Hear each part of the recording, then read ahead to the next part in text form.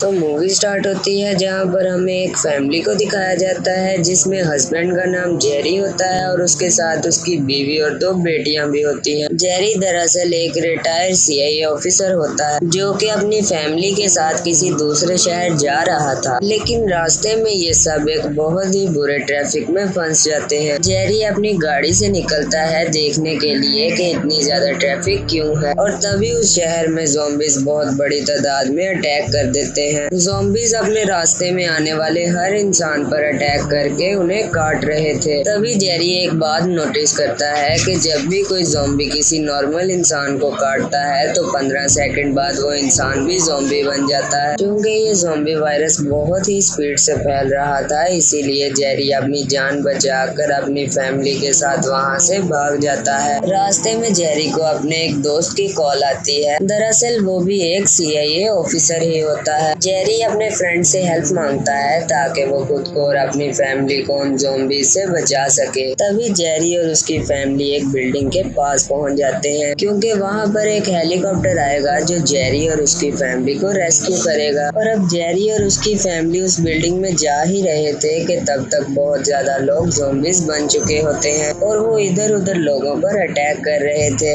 उनमें से एक ज़ॉम्बी तो जेरी पर भी अटैक कर देता है। वो उसे मारने ही वाला था कि तभी उस बिल्डिंग में रहने वाला एक बच्चा आकर जेरी को बचा लेता है, लेकिन मरते मरते उस ज़ॉम्बी का खून जेरी के मुंह में चला जाता है, जिसकी वजह से जेरी को लग रहा था कि अब वो भी ज़ॉम्बी बन जाएगा। और इसी वजह से वो बिल्डिंग की छत पर जाकर सुसाइड करने की कोशिश करता है क्योंकि वो नहीं चाहता था कि ज़ॉम्बी बनने पर वो अपनी फैमिली या किसी और को नुकसान पहुंचाए। और तभी 15 सेकंड गुजर जाते हैं, लेकिन जेरी ज़ॉम्बी में ट्रांसफॉर्म नहीं होता, जिसकी वजह से उसे ये पता चल जाता है कि ज़ॉम्बीज़ का खून मुंह में जाने की वजह से कोई नॉर्मल इंसान ज़ॉम्बी नहीं बनता। और तभी वहाँ पर वो हेलीकॉप्टर आ जाता है जो जेरी के फ्रेंड ने उसे रेस्क्यू करने के लिए भेजा था, जिसमें से बहुत से सोल्जर्स बाहर आते हैं जो जेरी और उसकी फैमिली को उन ज़ॉम्बी से बचाकर एक सेफ प्लेस पर ले जाते हैं। वहाँ पर जेरी अपने उसी दोस्त से मिलता है जिसने उसे बचाने के लिए हेलीकॉप्टर भेजा था। तभी जेरी का दोस्त उसे बताता है कि ये वायरस तमाम कंट्रीज में फैल चुका है। उन कंट्रीज के लोग इसे रोकने की बहुत कोशिश कर रहे हैं, लेकिन ये रुकने का नाम ही नहीं ले रहा। इस वायरस की वजह से पूरी दुनिया को खाने पीने की भी शॉर्टेज हो चुकी है। इस वायरस ने तमाम कंट्रीज के ट्रांसपोर्टेशन सिस्टम को भी नहीं छोड़ा, जिसकी वजह से पूरी दुनिया के एयरपोर्ट्स बंद हो चुके हैं। और तभी वो जेरी को बताता है कि तुम्हें डॉक्टर फैसबैक से मिलना होगा जो कि इस ज़ॉम्बी वायरस पर काफी सालों से रिसर्च कर रहे हैं। वो तुम्हें इस वायरस का कोई ना कोई सोल्यूशन जरूर बताएंगे। और वो जेरी को बताता है कि सबसे पहले ये वायरस कोरिया में फैला था, जिसकी हमें एक ईमेल भी रिसीव हुई थी। हमने उनसे कांटेक्ट करने की कोशिश भी की, लेकिन हम उसमें नाकामयाब रहे। अगर हमें किसी तरीके से ये पता चल जाए कि ये वायरस कैसे स्टार्ट हुआ था तो हम इसके मुताल्लिक कोई वैक्सीन बना सकते हैं। इसी बात का पता लगाने के लिए हम तुम्हारे साथ डॉक्टर फास्टबैक को भेज रहे हैं। अब जेरी अपनी टीम और डॉक्टर के साथ साउथ कोरिया जाने के लिए रेडी होता है और जैसे ही वो साउथ कोरिया पहुंचते हैं तो वहाँ के इन्फेक्टेड ज़ॉम्बीज़ इन पर अटैक कर देते हैं, लेकिन जेरी और उसकी टीम उन ज़ॉम्बीज़ का डटकर मुकाबला करती है और वो उनमें से काफी ज़ॉम्बीज़ को मार भी देती है। डॉक्टर फास्टबैक उन ज़ॉम्बीज़ को लड़ते देख बहुत ज्यादा परेशान हो जाते हैं और वो फौरन से हेलीकॉप्टर के अंदर भागते हैं। इतने में ही उनका पाँव फिसलता है और वो नीचे गिर जाते हैं और अब गलती से बंदूक की गोली चलने की वजह से एक्सीडेंटली उनकी मौत हो जाती है। अब डॉक्टर तो मर चुके थे, लेकिन जेरी अपनी बची कुची टीम के साथ साउथ कोरिया के मेडिकल सेंटर पहुंच जाता है और तभी एक ऑफिसर जेरी को बताते हैं कि ये जो बॉडी तुम अपने सामने देख रहे हो ये इस ज़ॉम्बी वायरस का सबसे पहला विक्टिम है। जेरी उस ऑफिसर से पूछता है कि इस आदमी को सबसे पहले किसने काटा था जिसकी वजह से ये ज़ॉम्बी बना, लेकिन इसके बारे में वो ऑफिसर कुछ नहीं जानता था। फिर ये सब वहाँ से जा ही रहे होते हैं कि एक कैदी वहाँ पर बैठा इन्हें अपनी तरफ बुलाता है और वो आदमी उन सबको इन इंसिडेंट्स के बारे में बहुत कुछ बताने लगता है। वो उन्हें बताता है कि इसराइल अपने इर्द गिर्द एक बहुत बड़ी दीवार खड़ी कर रहा है क्योंकि उन्हें पहले ही इस अटैक के बारे में इंफॉर्मेशन थी और यही वजह है कि इस वायरस के पीछे इसराइल का हाथ हो सकता है। और अगर तुम्हें और भी जवाब चाहिए तो तुम इसराइल के शहर जेरूसलम में जाकर एक आदमी से मिलो, वो तुम्हारे सभी सवालों के जवाब दे देगा। और अब जेरी अपनी टीम के साथ जेरूसलम पहुंच जाता है और जब जेरी उस आदमी से मिलता है तो वो जेरी को कोई क्लियर आंसर नहीं देता। इसी दौरान वहाँ के लोग वहाँ पर अपना फेस्टिवल मना रहे थे। जेरी उन सबको चुप करवाना चाहता था क्योंकि वो जानता था कि जिस तरफ शोर होगा ज़ॉम्बीज उसी तरफ अट्रैक्ट होंगे, लेकिन इतने लोगों की वजह से कोई जेरी की बात को इम्पोर्टेंस नहीं देता। इतने में ही ज़ॉम्बीज इसराइल के चारों तरफ फैल जाते हैं और वो इसराइल की बड़ी सी दीवार पर चढ़ने लगते हैं। थोड़ी ही देर में वो दीवार के उस पार पहुंच जाते हैं और वो वहाँ के लोगों पर अटैक करना शुरू हो जाते हैं और सब लोग आहिस्ता आहिस्ता ज़ॉम्बीज बन जाते हैं। इस पूरे ज़ॉम्बीज के अटैक में हमें एक बात पता चलती है कि ज़ॉम्बीज कुछ लोगों पर तो अटैक कर रहे थे लेकिन कुछ को वो छोड़ भी रहे थे। जेरी ये सब कुछ देख लेता है। तभी वहाँ पर लोकल आर्मी का एक प्लेन आ जाता है जो जेरी और उसकी टीम को बचा लेता है। अब वो सब वहाँ से जा ही रहे थे कि जेरी नोटिस करता है कि प्लेन के पीछे वाले पोर्शन में ज़ॉम्बीज ने अटैक कर दिया है और वो वायरस एक एक करके वहाँ पर बैठे लोगों में फैल रहा है। तभी जेरी वहाँ पर बैठे लोगों को अपना लगेज प्लेन के दरमियान वाले हिस्से में रखने को कहता है ताकि वो ज़ॉम्बीज इन्हें ना देख पाए। तभी एक आदमी से गलती से अपना लगेज नीचे गिर जाता है जिसकी वजह से बहुत ज्यादा शोर होता है और ज़ॉम्बीज उसकी तरफ अट्रैक्ट हो जाते हैं।